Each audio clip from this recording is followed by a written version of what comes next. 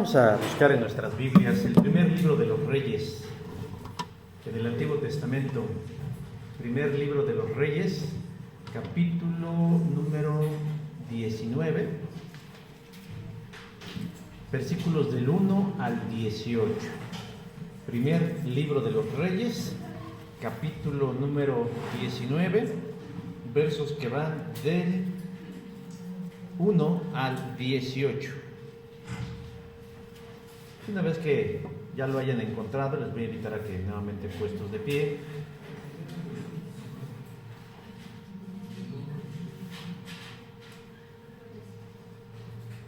podamos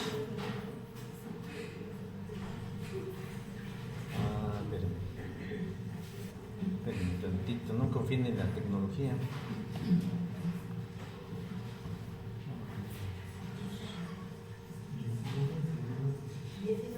19 del 1 al 18. Ahí está. Es que me abrí otro que no es, pero es la misma cita. Vamos a leerlo de manera alternada. Yo inicio en el verso 1, ustedes el verso 2 y nos juntamos en el verso 18. Y dice así la palabra del Señor. Acab dio a Jezabel la nueva de todo lo que Elías había hecho y de cómo había matado a espada a todos los profetas. Entonces envió Jezabel a Elías sus mensajeros diciendo: así me hagan los dioses y aún me añadan, si mañana a estas horas yo no muerto de su persona, hablaré con él. Viendo pues el peligro, se levantó y se fue para salvar su vida. Y vino a Berseba, que está en Judá, y dejó allí a su criado. Y él se fue por el desierto un día de camino, y vino y se sentó debajo de un enebro, y deseando morirse, dijo: basta ya, oh Jehová, quítame la vida, pues no soy yo mejor que mis padres. Y echándose debajo del enebro, se quedó dormido. He aquí, luego un ángel le tocó y le dijo: levántate y come. Entonces él vino y he aquí a su cabecera una cosa cocida sobre las ascuas, y una vasija de agua, y comió y bebió y volvió a dormirse. Y volvió el ángel de Jehová la segunda vez, lo tocó diciendo: levántate, come, porque largo camino te resta. Se levantó pues y comió y bebió, y fortalecido con aquella comida, caminó 40 días y 40 noches hasta ver el monte de Dios. Allí se metió en una cueva donde pasó la noche, y vino a él palabra de Jehová, el cual le dijo: ¿qué haces aquí, Elías? Él respondió: he sentido un vivo celo por Jehová, Dios de los ejércitos, porque los hijos de Israel han pecado bajo, han derribado tus altares y han matado a espada a tus profetas, y solo yo he quedado y me buscan para quitarme la vida. Y él dijo: sal fuera y ponte en el monte delante de Jehová. He aquí que Jehová pasaba, y un grande y poderoso viento que rompía los montes y quebraba las peñas delante de Jehová. Pero Jehová no estaba en el viento, y tras el viento un terremoto, pero Jehová no estaba en el terremoto. Y tras el terremoto un fuego, pero Jehová no estaba en el fuego, y tras el fuego un signo paciente y delicado. Y cuando lo oyó Elías, cubrió su rostro con su manto, y salió y se puso a la puerta de la cueva. He aquí vino a él una voz diciendo: ¿qué haces aquí, Elías? Él respondió: he sentido un vivo celo por Jehová, Dios de los ejércitos, porque los hijos de Israel han pecado con Baco, han derribado los altares y han matado a espada a tus profetas, y solo yo he quedado y me buscan para quitarme la vida. Y le dijo Jehová: ve y vuélvete por tu camino por el desierto de Damasco, y llegarás y ungirás a Hazael por rey de Siria. A Jehú hijo de Elisú ungirás a los reyes de Israel, y a Eliseo hijo de Safat, de Abel-Meholah, ungirás para que sea profeta en tu lugar. Y el que escapare de la espada de Hazael, Jehú lo matará, y el que escapa de la espada de Jehú, Eliseo lo matará. Todos: y yo haré que quede en Israel 7,000, cuyas rodillas no se doblaron ante Baal y cuyas bocas no lo besaron. Amén. Pueden tomar sus lugares. A las afueras de la ciudad de Buenos Aires una perrita halló a un recién nacido abandonado en lo que se conoce como un lote baldío.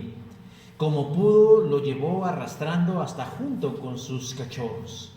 El bebé fue descubierto y trasladado a un hospital, informaron fuentes policiales, ya que el pequeño se encontraba desnudo, pero fue descubierto por el dueño de la China, el nombre de la perrita, que lo había cobijado al recién nacido junto con sus cachorros en el cobertizo de una vivienda.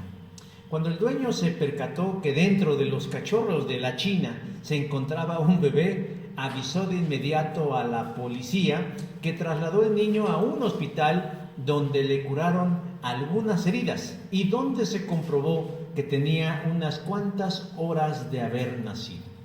El bebé permaneció internado y quedó a cargo de un juzgado de menores mientras se instruyen las actuaciones por el delito de abandono de personas, apuntaron las autoridades.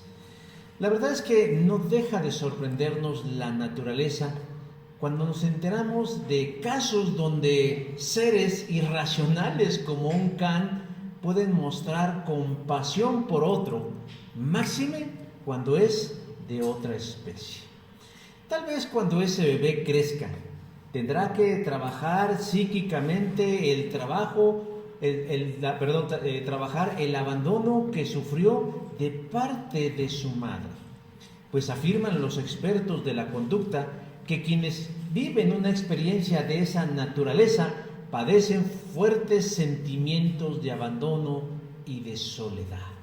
Por eso precisan la importancia de una asistencia psicológica oportuna. Pero yo creo que siempre en alguien que experimenta el abandono y la soledad surge en su mente una gran interrogante: ¿por qué me abandonaron? ¿Por qué me dejaron solo? Y en el caso de este bebé, y tal vez del de muchos, es ¿por qué me abandonó quien se supone debería cuidarme? Parece ser que esta es la misma pregunta que a veces podemos hacernos nosotros los creyentes cuando atravesamos por momentos difíciles y complicados y empezamos a experimentar esos mismos sentimientos de abandono y de soledad y preguntamos: ¿por qué me habrá abandonado Dios? Pero antes de caer en el dogmatismo de decir no, Dios no te ha abandonado, Dios está ahí, déjeme decir que cuando uno está inmerso en esos sentimientos, en esa vorágine de pensamientos y emociones que se agolpan en nuestros corazones, para nosotros no hay mayor realidad que sentirnos que Dios nos ha abandonado. Máxime cuando hemos escuchado a lo largo de nuestro andar cristiano que Él había prometido estar con nosotros. La soledad es un sentimiento poderoso que nos trastorna la vida y que va mucho más allá de no tener a alguien a nuestro alrededor. Por el contrario, dicen los expertos que los sentimientos de abandono y de soledad no son de naturaleza emocional o social. Es decir, nosotros podemos estar rodeados de personas y sentirnos solos. O es más, podemos tener alrededor de nosotros gente significativa como esposa, hijos, padres, amigos, compañeros, hermanos en la fe, y aún así sentirnos solos. Porque el asunto, hermanos, no es un aspecto meramente emocional o social, sino tiene un origen espiritual. Es decir, nosotros en nuestro fuero interno, en lo más profundo de nosotros, podemos percibir la ausencia de algo o de alguien y crear de eso una realidad. Yo creo, hermanos, que los sentimientos de soledad y de abandono son más frecuentes de lo que pensamos y deseamos. Pueden ser de corta duración, es decir, de un momentito, o pueden ser a través de periodos largos con los que tenemos que lidiar con ellos, pero que indudablemente tenemos que solucionarlos. Quienes estamos en Cristo no estamos exentos de padecer esta condición. Es más, puedo decir que en comparación con quien no es creyente, para nosotros es más difícil sentir el abandono o percibir o crearnos esta aparente realidad que Dios nos ha abandonado. ¿Por qué? Porque el mundo así nos lo hace creer. Pero además el diablo, nuestro adversario, utiliza esas emociones que están en nosotros para hacernos creer que nuestra vida es miserable y de derrota. No porque Él puede introducir en nosotros pensamientos o emociones, pero nos tienta, hermanos, a mirar esos sentimientos y emociones como la parte natural de nuestra vida y digamos como muchos, pues así son las cosas.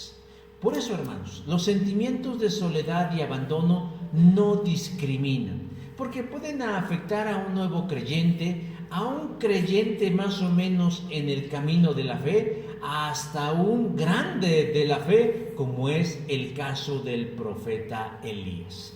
Elías, que ha vivido momentos muy significativos de su fe en Dios, como haberle demostrado al pueblo de Israel que Yahvé es el Dios verdadero y no Baal, y que Baal es un fraude mentiroso, como también haber vivido cuando una parvada de cuervos le traía comida para fortalecerle física y anímicamente. Pero aún con esas grandes experiencias, Elías atraviesa por sentimientos de abandono y de soledad, tanto que desea morirse. Pero ¿qué puede llevar al siervo de Dios a caer en esto? A sentirse abandonado por Dios y no querer seguir viviendo. Yo quiero que hoy en esta mañana, ya casi tarde, nosotros le hagamos al pasaje 3 preguntas en relación a esos sentimientos de abandono y de soledad que experimentamos cuando la estamos pasando mal. ¿Cuál es su origen? ¿Qué causa en nosotros? Pero sobre todo, ¿cómo podemos resolver esos sentimientos de abandono y de soledad? Hagámosle al pasaje la primera pregunta. ¿Qué origina? ¿Cómo nacen esos sentimientos de abandono y de soledad en la vida del cristiano? El pasaje nos contesta en el verso 2, cuando dice: así me hagan los dioses, y aún me añadan, si mañana a estas horas yo no he puesto tu persona como la de uno de ellos. Elías es el gran profeta de Dios del Antiguo Testamento. Y este ejerce su ministerio en el reino del norte, en la parte de Israel, en donde Acab es el monarca. Un hombre que de inicio amaba a Dios, pero a raíz de su matrimonio en desventaja con Jezabel, todo cambió. Y como dice una vieja canción, y algunos la recordarán, de Dani Daniel, que por el amor de una mujer yo he dado todo cuanto fui, lo más hermoso de mi vida. Así Acab dio lo más hermoso que tenía casándose con Jezabel. Esta mujer lo envolvió, no solo con sus artimañas de mujer, sino que logró de tal manera que Acab abandonara la fe de Jehová y de sus ancestros. Pero no solo logró que cambiara de fe o de fidelidad religiosa, sino que lo alentó a que siguiera a otros dioses y que alentara a su pueblo a abrir nuevos cultos a esos dioses extraños como Baal, dejando así de manera multitudinaria el reino del norte la fe en Jehová o Yahvé de los ejércitos. Si de por sí el pueblo de Israel ya andaba chueco, es decir, ya andaba mal, ahora había que añadirle la iniquidad de la infidelidad espiritual y la idolatría. Pero con todo, Dios es bueno y paciente y no los abandonó. Y fiel a su estilo y promesa, levanta y llama al profeta Elías para que sea su voz autorizada y denuncie sus malas acciones y los conmine al arrepentimiento y al cambio de sus corazones. Pero no obstante, hermanos, ante el ministerio de Elías, Jezabel no se quedaría con los brazos cruzados. Y en un acto bárbaro y realmente sangriento, Jezabel mandó matar a los pocos sacerdotes que Jehová tenía en el reino del norte. Léalo usted en el primer libro de los Reyes, capítulo 18, versículo 4. Entonces Elías se convierte en un perseguido religioso y en un perseguido político, y que para preservar su vida y cumplir el propósito de Dios, se tiene que esconder. Pero un buen día Elías sabe que esa no es la vida, vivir a escondidas. Y entonces él hace una aparición pública desafiante, convoca al pueblo, convoca a los sacerdotes de Baal a que se presenten en el monte Carmelo y hagan un desafío en donde se demuestre quién es verdaderamente el Dios auténtico y real. Así pues, llegan 450 hombres, sacerdotes de Baal, que invocarían una manifestación visible de su Dios. ¿Quiénes serían los testigos? El ávido pueblo de Israel, deseoso de conocer al Dios verdadero. Así pues, con todo y su esfuerzo y con toda la buena intención, después de que los 450 sacerdotes invocaron a Baal durante horas, literalmente horas, este no se manifestó. Es más, como dato curioso, nos dice el relato que Elías se burlaba a ellos diciendo: Baal ha de estar haciendo sus necesidades fisiológicas, por eso no los atiende.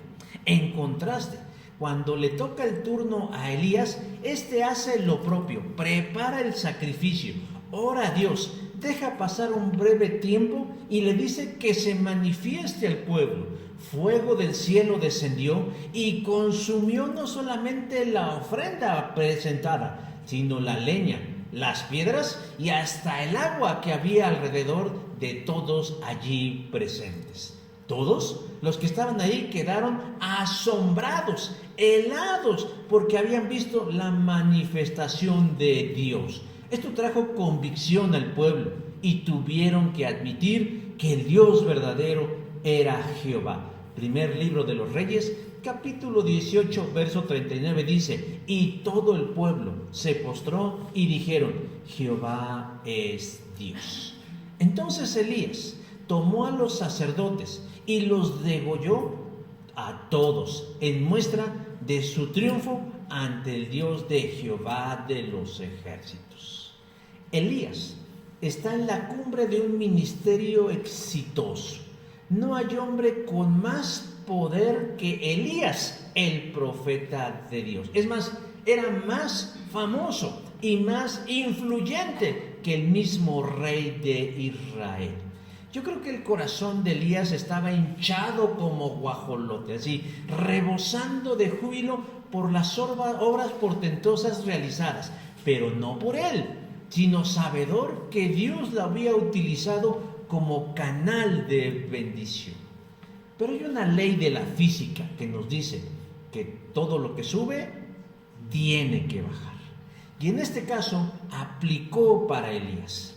Jezabel no se quedó impávida ante el hecho de lo que Elías había realizado. Los ahí presentes quedaron convencidos de quién era el Dios verdadero y quién no lo era, y manifestaron su adoración. Pero Acab y Jezabel se quedaron con las tripas hechas nudo, no quedaron convencidos. Al contrario, su duro corazón se llenó de resentimiento, se llenó de enojo, se llenó de odio hacia Elías. Y entonces Jezabel lanza una amenaza hacia Elías diciendo: así me hagan los dioses y aún me añadan, si mañana a esta hora yo no he puesto tu persona como la de uno de ellos. ¿A qué se refiere? A que en 24 horas máximo Elías también tendría que estar muerto. Versículo 2 del capítulo 19. Jezabel no amenaza de balde. Jezabel es una mujer sin escrúpulos, es una mujer malvada y perversa, el arquetipo de la desobediencia y de la actitud diabólica.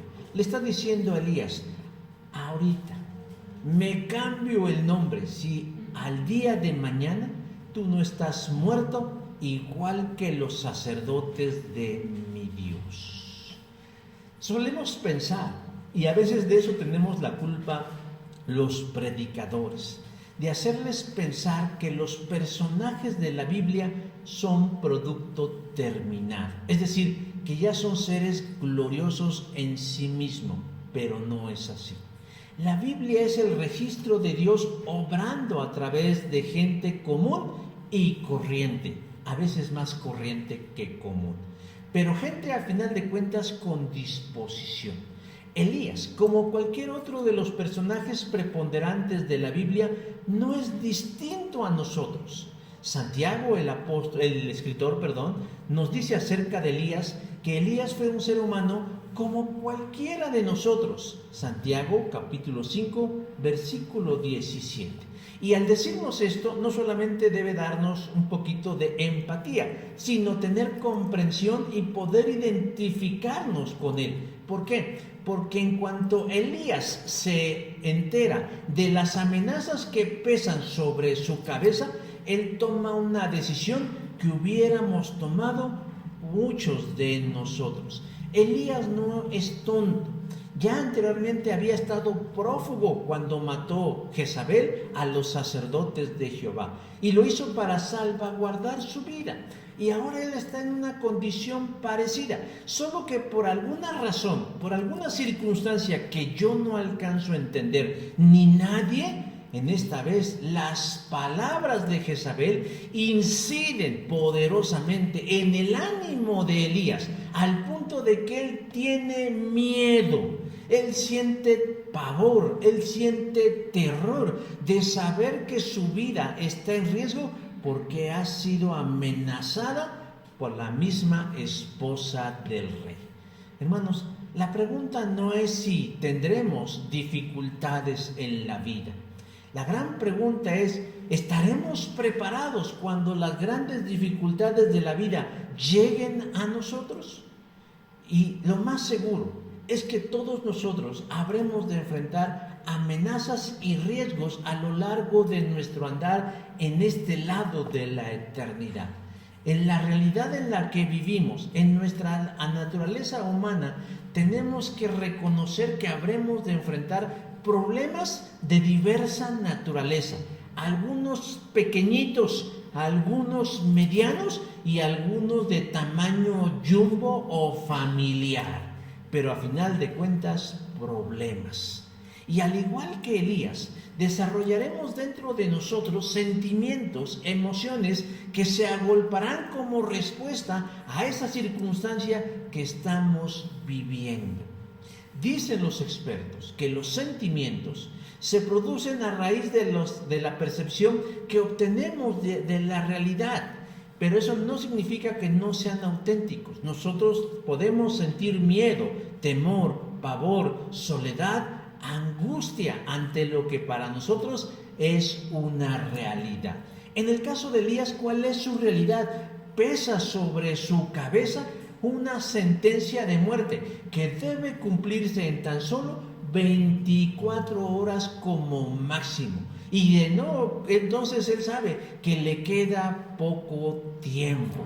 Momentos como esos son los que nos quitan la sonrisa de la cara, pero la esperanza en el corazón.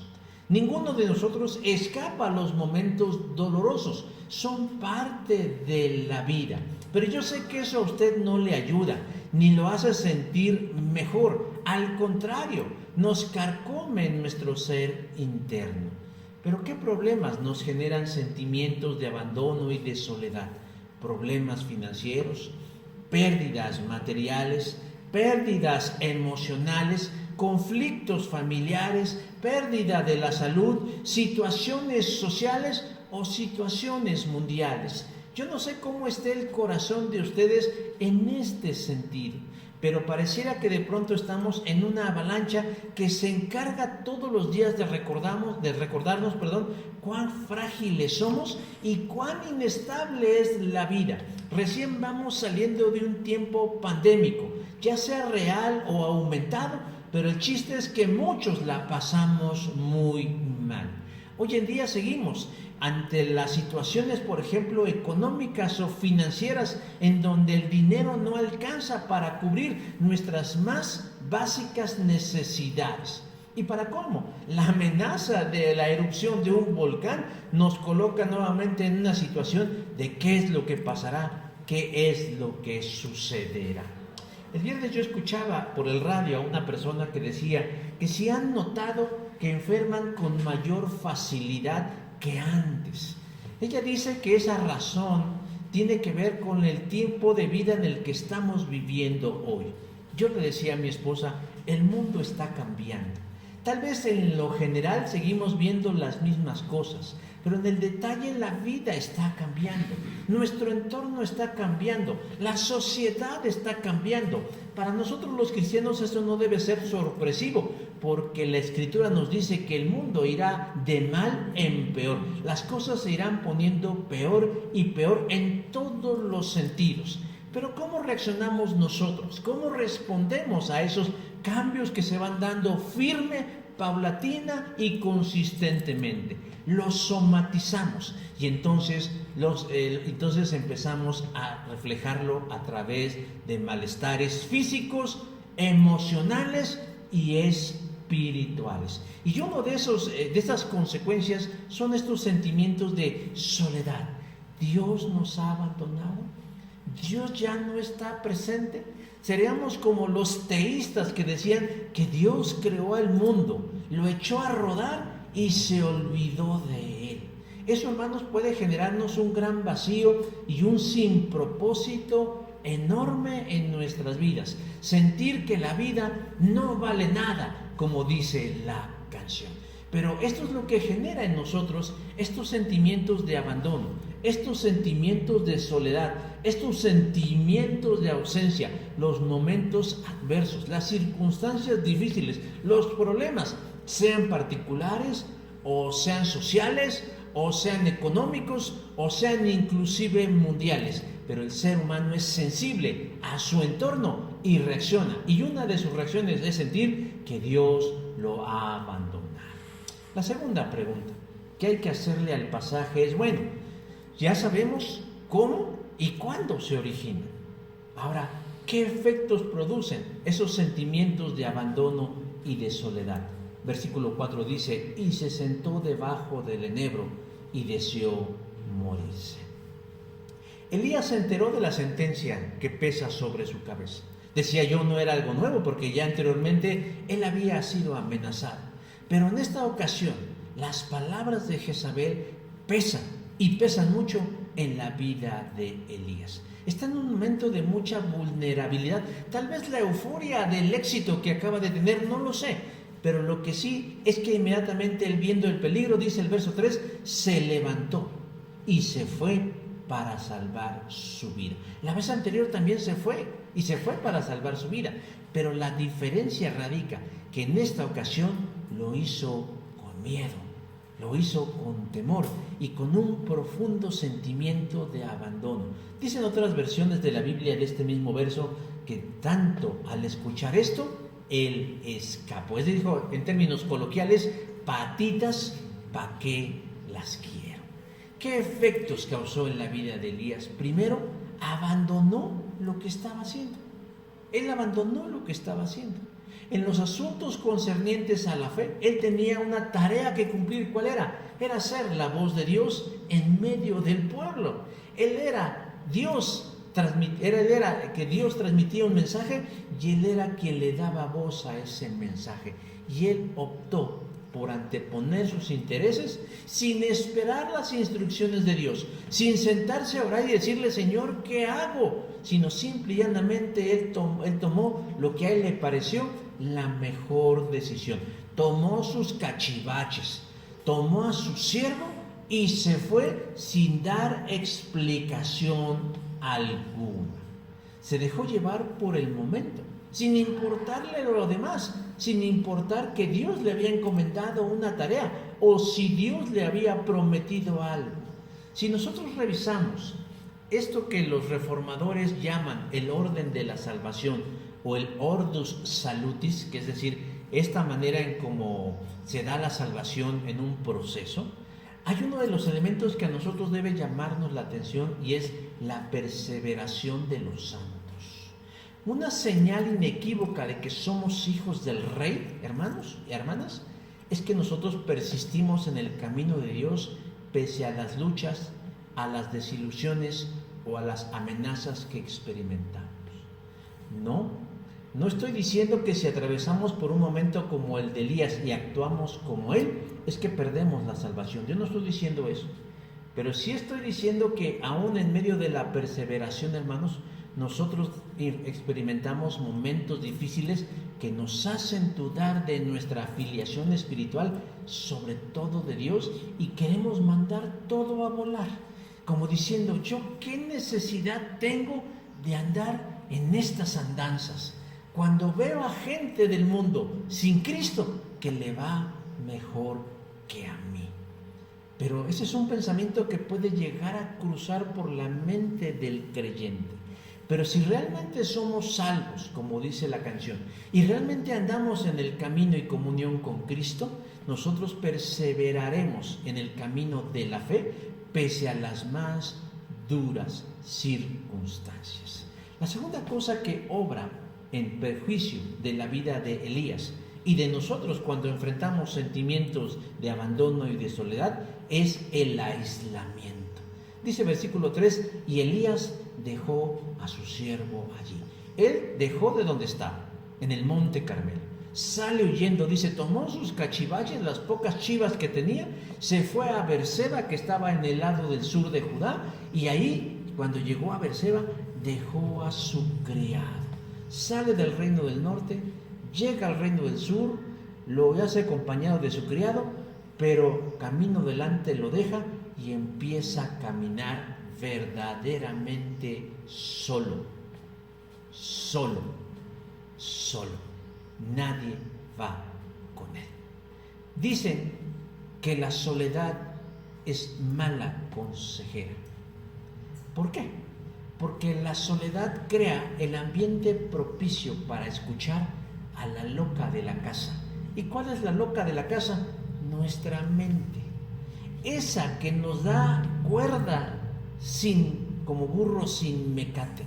Es decir, empieza a volar en un camino y en un montón de alternativas o de escenarios posibles sin freno alguno, y tiene la capacidad de casi volvernos locos.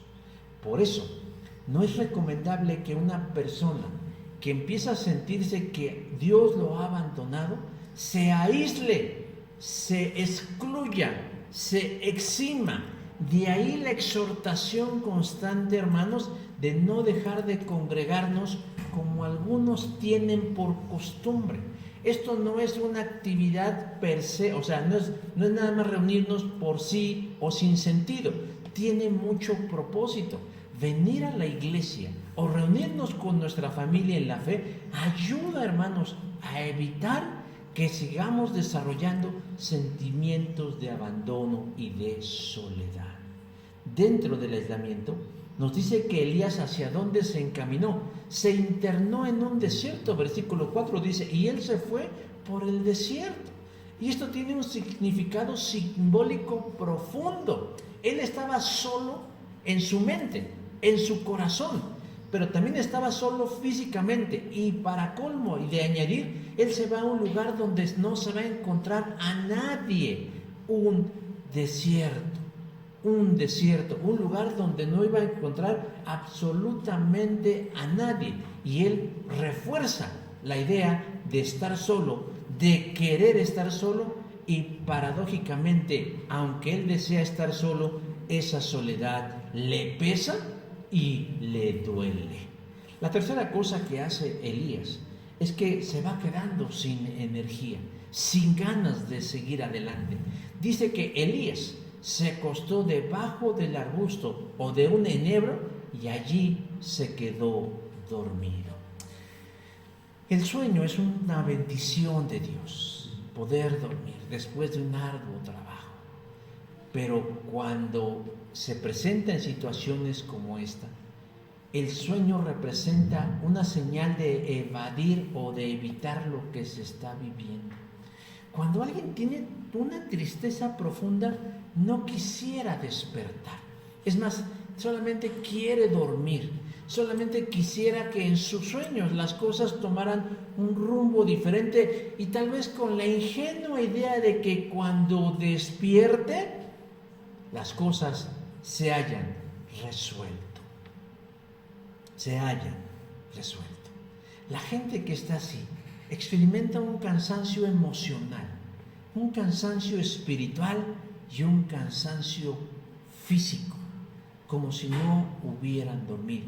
Porque aun cuando pasan mucho tiempo durmiendo, cuando despiertan, siguen sintiéndose igual de cansados y faltos de energías, siendo lentos en sus acciones y torpes en sus pensamientos.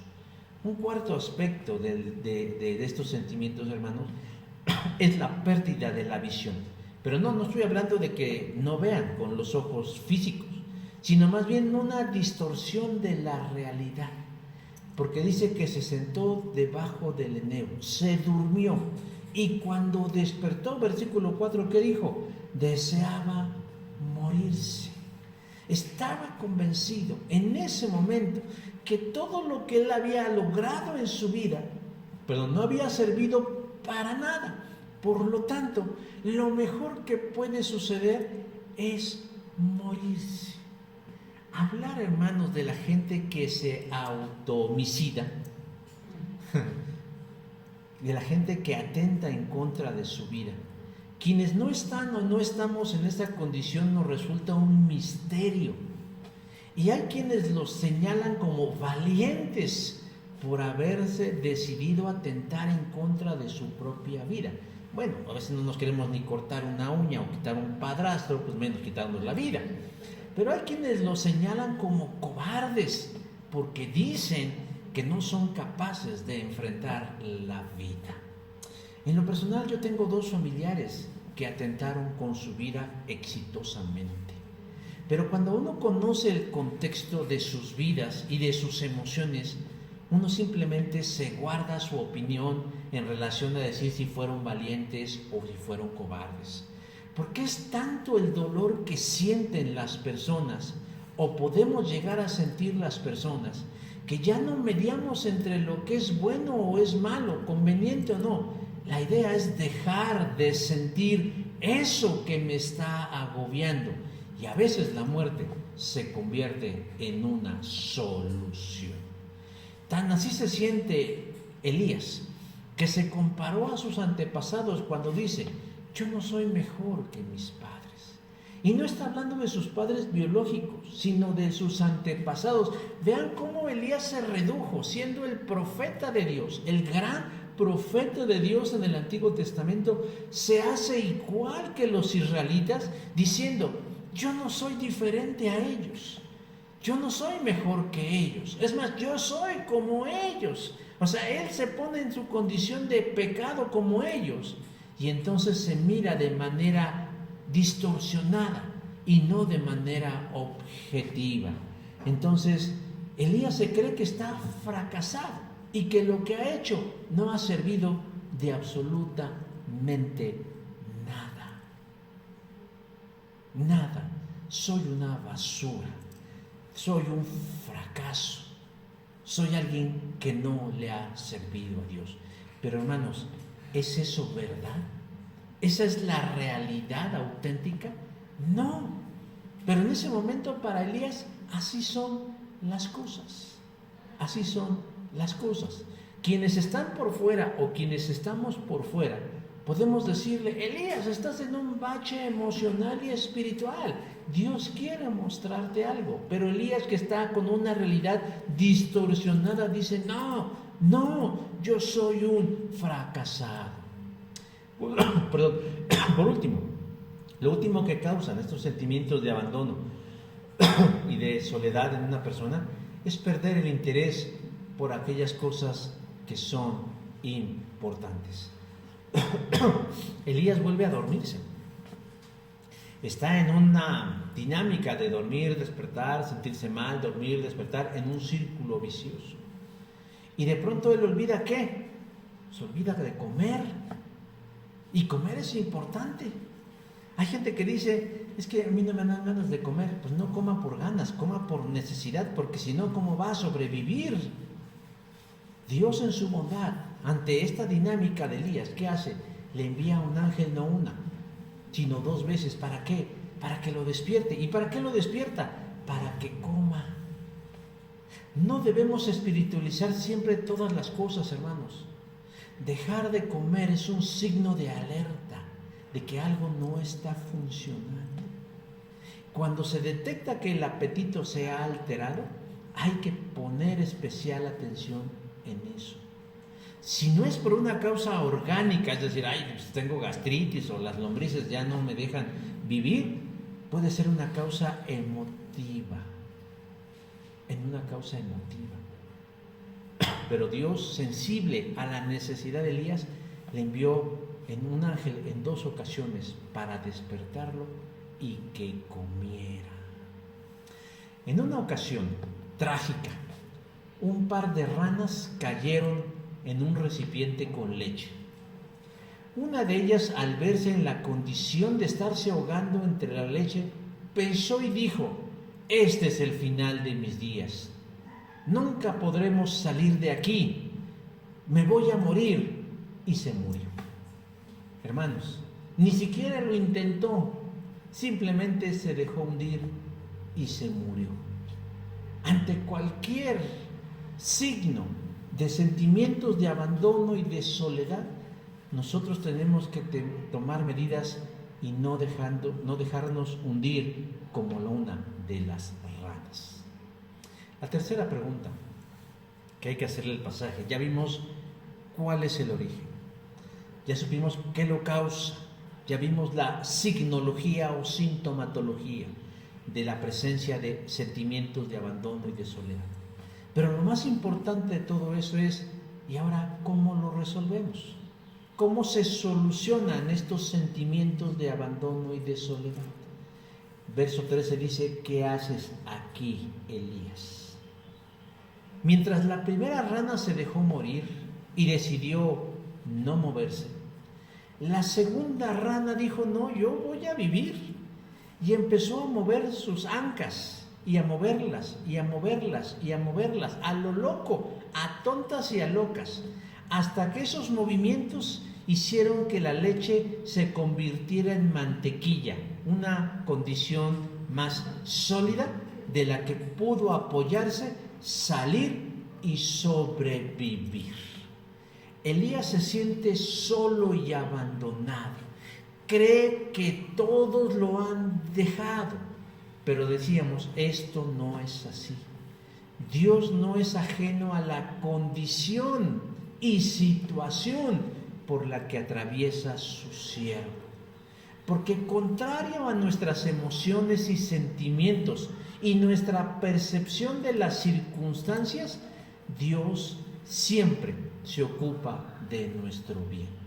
El diablo capitaliza todo lo malo y lo usa a favor de su causa.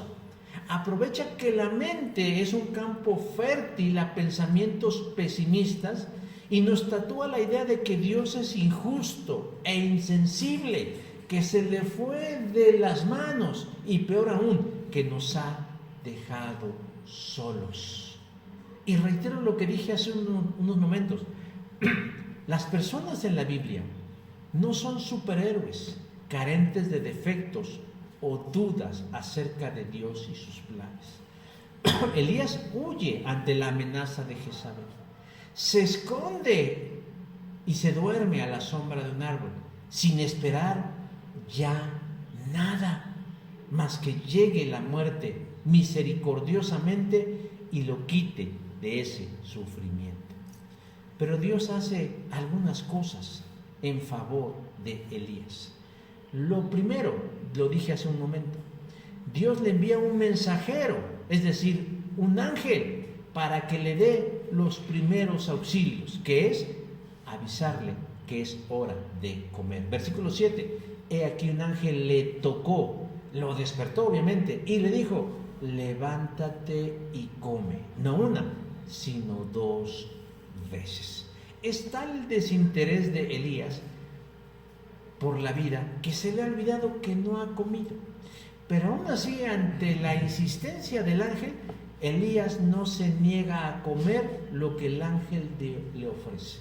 Creo que ahí está dando signos no solo de sensatez, sino de ganas de seguir adelante, porque se come lo que le ofrece y alimentarse le servirá para pensar de una forma más coordinada.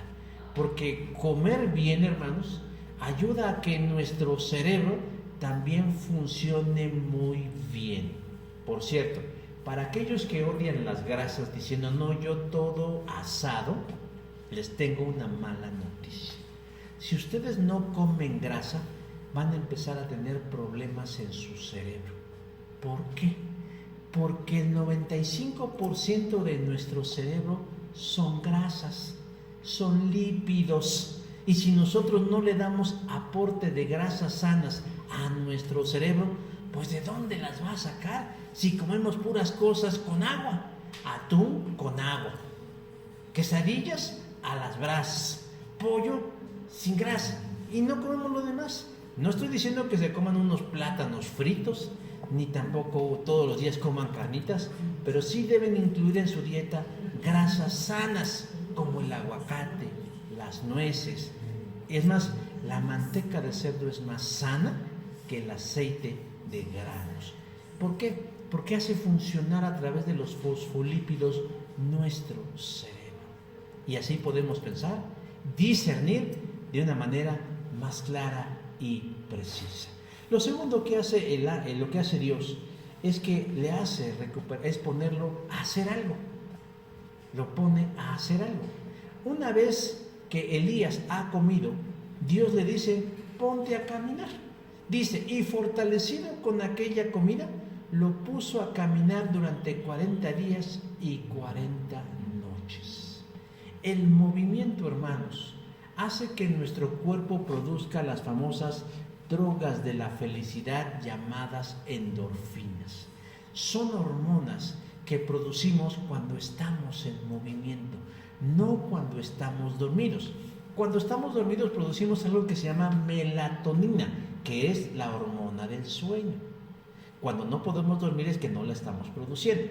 Pero cuando nosotros estamos inmersos en una actividad física, y no digo que sea únicamente ejercicio, sino una actividad cotidiana, nuestro cuerpo empieza a producir estas hormonas llamadas endorfinas que nos llevan a recuperar la lucidez mental de las cosas que estamos viviendo. Por eso, cuando estamos llenos de esos sentimientos de ansiedad, de abandono, de soledad, tenemos que ponernos a hacer algo con propósito. Dios no puso a Elías a caminar por simplemente caminar, sino que lo llevaría a la tercera cosa que Dios quería hacer. Quería que caminara, que dirigiera sus pasos hacia el monte Horeb para encontrarse precisamente con Dios. Y esta es la tercera cosa que nosotros debemos hacer, hermanos, encontrarnos con Dios, porque es lo mejor que podemos hacer. Versículo 8 dice, caminó 40 días y 40 noches hasta Horeb, el monte de Dios. Eso significa esta frase, encontrarse con Dios. Cuán imprescindible es encontrarnos con Dios en todo momento. Cuando estamos felices, cuando estamos satisfechos, cuando nos va bien en la vida, pero máxime cuando el ánimo se nos va por los suelos. Aunque la naturaleza de muchos es alejarse de Dios, lo ideal es acercarnos a Dios. Un día mi papá nos sorprendió a todos porque nos dijo que no iría a su cita con el doctor luego de haberse realizado sus estudios de sangre. ¿Por qué no vas a ir a tu consulta, papá? ¿Por qué? Si salí mal de mis estudios, ¿qué sentido tiene ir al doctor si me va a regañar porque salí mal? Pero vean la lógica, la gente no va al doctor porque sabe que está mal, pero es precisamente porque estamos mal porque debemos ir al doctor, no cuando estamos bien. Si estamos bien, pues al doctor lo veríamos nada más de lejos. Lo mismo hacemos con Dios. alejarnos de Él es lo peor que podemos hacer cuando estamos con la pila baja, creyendo que alejándonos de Dios nuestros problemas van a desaparecer. El ex evangelista, porque ya falleció el hermano Billy Graham, decía que lo peor que puede hacer una persona cuando se siente mal es alejarse de Dios, porque fuera de Él nada y nadie nos puede ayudar. Hagamos nuestras, hermanos, las palabras de los pescadores que le dicen a Jesús: Señor, ¿a quién iremos si solo tú tienes palabras de vida eterna? En momentos de desánimo, hermanos, acerquémonos más a Dios. No sigamos nuestro instinto como Elías, sino inteligentemente vayamos a Jesús y cobijémonos bajo la sombra de su protección. Y por último, ¿para qué fue Elías con Dios? Simplemente a reposar bajo su regazo, pues con eso hubiera bastado. Pero hay aún más, hermanos. Dicen que una vez que ya estuvo ahí junto a Dios, Elías se desahogó. Dice que Dios le preguntó a Elías: ¿qué haces aquí, Elías? Ahora, no debemos entender la pregunta de la forma en como la estamos leyendo, sino más bien lo que Dios le está preguntando es: ¿por qué te sientes así, Elías? ¿Cuál es la razón? Explícame por qué te sientes así. Versículo 9. Y entonces Elías así,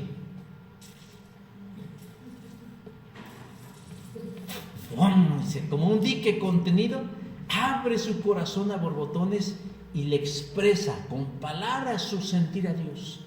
He sentido un vivo celo por Jehová, Dios de los ejércitos, porque los hijos de Israel han dejado tu pacto, han derribado tus altares, han matado a tus profetas, y solo quedo yo, y ahora me buscan para quitarme la vida. Eso, hermanos, en ese momento él está diciendo a Dios muchas cosas. Te he servido por mucho tiempo porque te amo. No sabes cuánto te amo. Y lo único que he cosechado es que los hijos de Israel no hagan caso de lo que tú dices a través de mí. Han derribado tus altares, han matado a tus profetas. Yo he sido fiel y lo único que obtengo después de todo eso, ¿qué es? Una amenaza de muerte.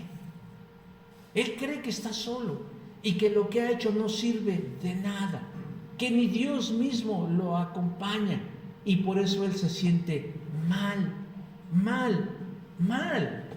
Él está viviendo lo que algunos llaman soledad por fidelidad, que es aquella que se da cuando nosotros elegimos hacer la voluntad de Dios y los demás se alejan.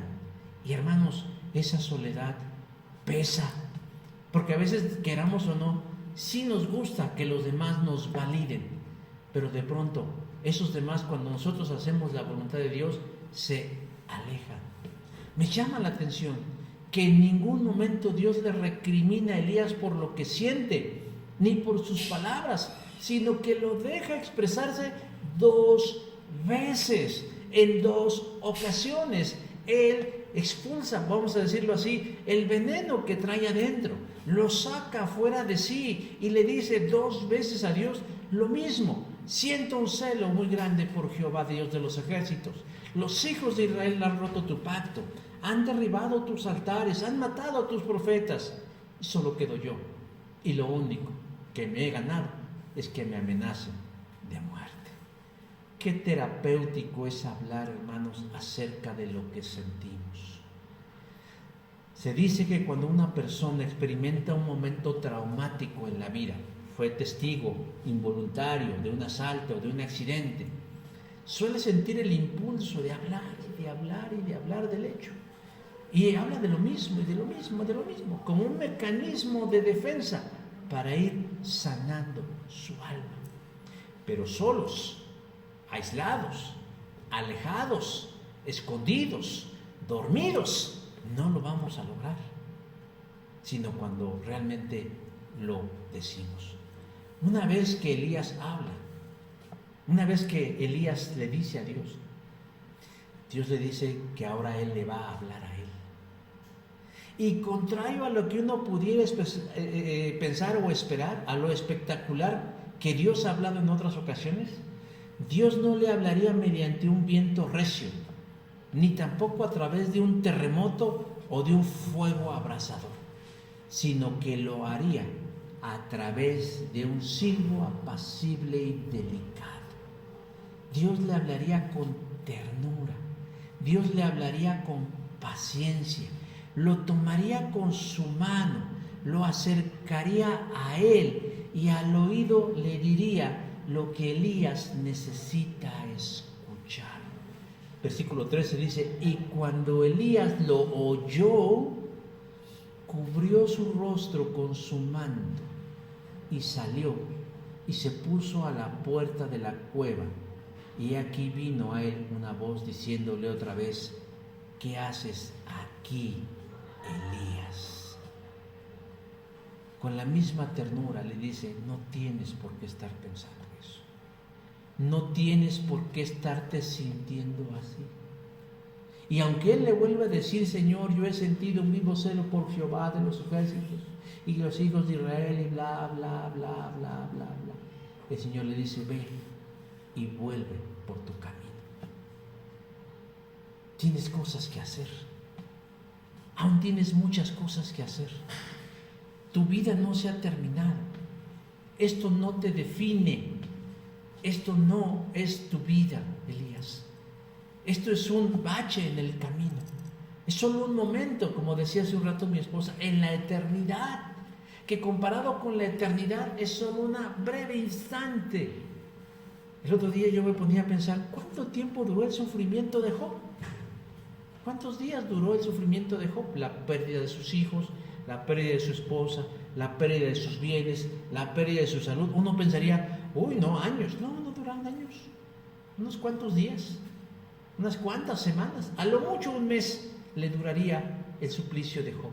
Pero a nosotros y a Job le parecieron 5 minutos bajo el agua, es decir, eterno. Asimismo, cuando estamos en situaciones adversas, hermanos, y que vemos que el día pasa y se parece al anterior y el que viene se va a parecer a este, sentimos que es una eternidad, pero Dios le dice: aún tienes cosas que hacer para mí, aún tienes muchas cosas que hacer para mí. Y le empieza a decir: ¿qué? Vuélvete por tu camino al desierto. Tienes que ungir a un rey en Siria, tienes que ungir a un rey en Israel, y tienes que delegar tu ministerio a otro profeta como Eliseo, que se quedará en tu lugar. ¿Te das cuenta que tienes cosas que hacer en mi reino? Y tú estás pensando en una situación que sí es grave. Dios no está minimizando, Dios no está trivializando la situación, pero le está explicando: espérame, a mí no se me ha escapado de las manos. Yo tengo un propósito para ti, y tu propósito no lo define Jezabel. Tu propósito no lo define la enfermedad, tu propósito no lo define tu circunstancia, tu momento, tu familia, tus problemas, ni tus hijos, ni tus dificultades, ni nada de eso. Lo defino yo. Tienes esto por hacer. Hazlo. Y termina diciendo algo maravilloso: no estás solo. No solamente yo estoy contigo, tienes amigos, hermanos, compañeros que como tú sienten lo mismo. Verso 18: en Israel hay 7,000 cuyas rodillas no se doblaron ante Baal y cuyas bocas no lo besaron. O sea, tú no eres el único que está pasando por esto. Hay otros 7,000 que como tú sienten ese celo por mi casa, por mi nombre, que les enardece ver que a la mayoría se están yendo hacia la perdición, de cómo han derribado tu altar, de cómo se han apartado de tus caminos, de cómo han matado a tus profetas, y también sobre ellos pesa la misma amenaza. Hermanos, ahí está el valor del pueblo de Dios, ahí está el valor de lo que somos como iglesias, de lo que somos como cristianos, porque a veces sentimos que nada más a mí me están pasando estas cosas. Pero si fuéramos un poquito más sensibles y generosos, alzaríamos nuestra cabecita y daríamos cuenta: a él también le está pasando algo. A ella también le está pasando algo. Y a ellos les está pasando algo. Y de ahí la importancia, hermanos, nuevamente lo reitero, de poder estar juntos, no solo en un mismo lugar y en un mismo horario, sino en un mismo sentir. A mí me sorprende cuando alguien, estamos viviendo en tiempos diferentes, cuando alguien se sale de uno de los grupos de WhatsApp diciendo, yo me pregunto, ¿por qué se salió? ¿Le pesa recibir una felicitación, un saludo, un recurso que le pueda ayudar a fortalecer su vida espiritual? ¿Ya le fastidiamos de tal manera que ya no quiere saber nada de nosotros? Bueno, pues ahora sí que, como dice el dicho, pues que Dios lo bendiga. Hermanos, redescubrir el propósito de Dios en nuestra vida debe infundirnos aliento y energía. Lo hizo con Elías y lo puede hacer con nosotros. Acabo de leer el libro del profeta Ageo, y Ageo no se sentía diferente a Elías, y el pueblo tampoco se sentía diferente. Habían vivido 70 años cautivos en Babilonia y el pueblo había perdido el rumbo. Pero Dios los recomendó y les dijo, ¿saben por qué se sienten así? Porque se han dedicado a ustedes y se han olvidado de construir el reino de Dios. El reino de Dios. Y cuando nosotros redescubrimos eso, entonces en nuestra cabeza debe hacerse la luz. Elías siguió pesando la amenaza de muerte de Jezabel sobre él, pero no se cumplió. Y Jezabel tenía los recursos y la voluntad para poder cumplir su amenaza. Pero había alguien más grande, hay alguien más grande que eso que sobre nosotros se cierne como una amenaza, y es Dios, y es Jesús. Y si Él no lo permite, y si Él no está de acuerdo, y si no forma parte de su plan, Él no lo va a permitir, porque Él cuida de nosotros. Espero no ser hallado blasfemo. No quiero que su atención se centre en lo general, sino en el detalle. Al principio comencé diciéndoles que un perrito, una perrita, encontró a un bebé abandonado y mostró compasión por él y se lo llevó para darle cobijo. Si un animalito sin conciencia y sin moral da muestras de compasión ante un ser humano abandonado por sus padres, miles de millones de veces un Dios que es perfecto y amoroso mostrará igualmente compasión ante nosotros, que a veces nos sentimos solos y abandonados. Él no solo ve nuestras duras batallas, sino que nos defiende y nos acompaña en medio de ellas. Cuando José estaba en la cisterna vacía y cuando sus hermanos lo vendieron, Dios estaba con él en la cisterna. Cuando José fue llevado a la cárcel injustamente por las acusaciones del esposo de Potifar, Dios estaba con José. Dios estaba con él, acompañándole, fortaleciéndolo, guiándolo, ayudándole a seguir adelante. Hermanos, hay momentos difíciles en la vida, pero son momentos ideales para conocer a Dios de una mayor y mejor profundidad. No permitamos que sentimientos de soledad y abandono nos invadan y tomen el control de nuestra vida. Aprendamos de Elías y de otros que, como él, pese a lo duro de las pruebas que vivían, al final prevalecieron y vieron a Dios obrar auténticamente en su favor. Yo les quiero animar que ante el panorama oscuro de la vida diaria, nosotros continuemos firmes y confiados en que Dios no nos ha abandonado. Amén. Los invito a que nos pongamos de pie, a que oremos al Señor y primeramente le digamos gracias, Señor. Gracias, Señor, porque sabemos que tú estás hoy aquí en medio de nosotros.